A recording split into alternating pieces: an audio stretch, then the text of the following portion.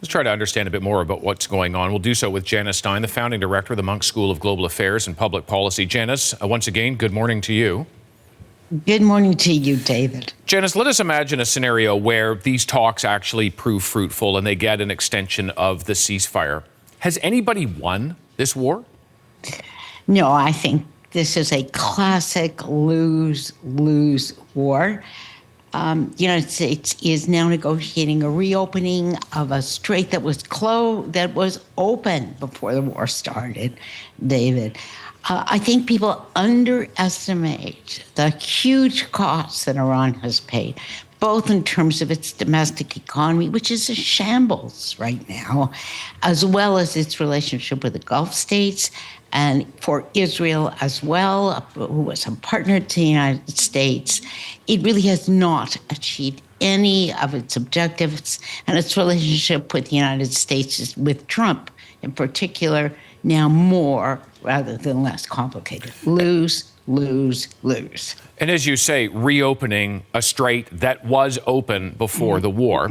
If I look at the situation that existed before the war, in fact, if I go back to the agreement that existed between the Americans and the Iranians, right, how is what is being suggested might be the resolution to this? How is that different from what existed before?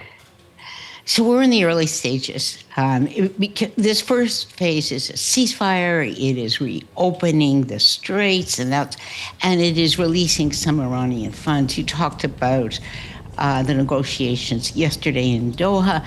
The Iranian central bank governor was there as well, and it was about the release of funds. So that's not different, and it's not related really to what the Obama administration negotiated. That related only to the nuclear issue and to nothing else.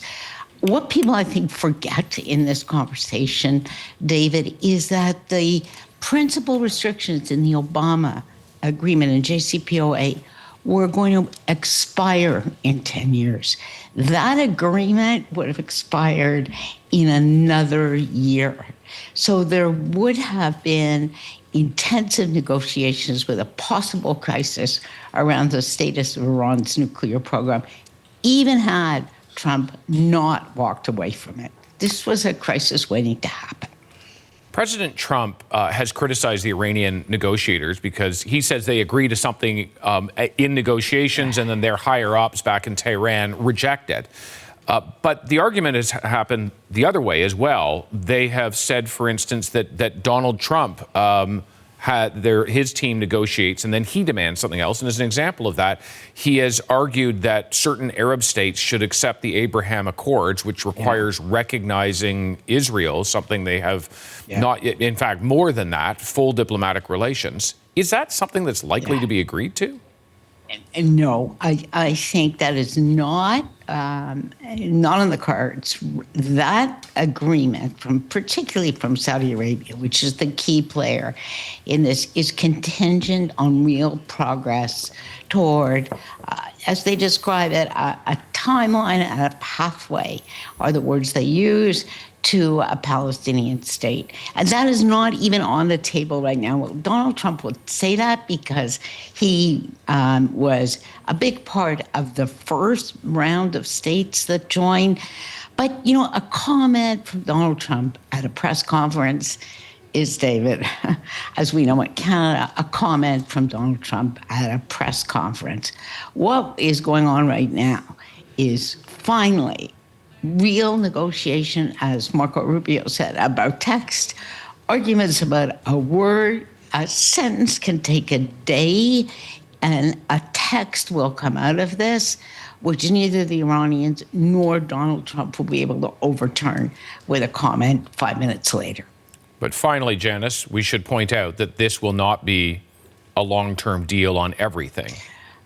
No, it's not. But I think what we might be missing here, David, from everything I understand from talking to people in the region, what we might be missing here is there is a series of commitments, particularly that Iran has made to get us this far, that will not be reflected in the text with respect to its nuclear program.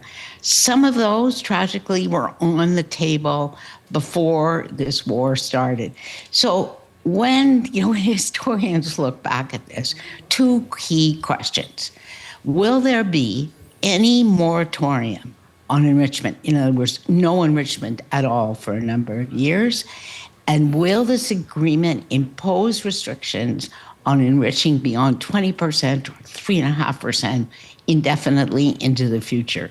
If either of those two get done, it will be better than the JCPOA that Obama negotiated.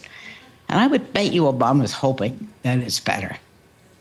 We shall see. Janice Stein. We shall see. Yeah, very much appreciated.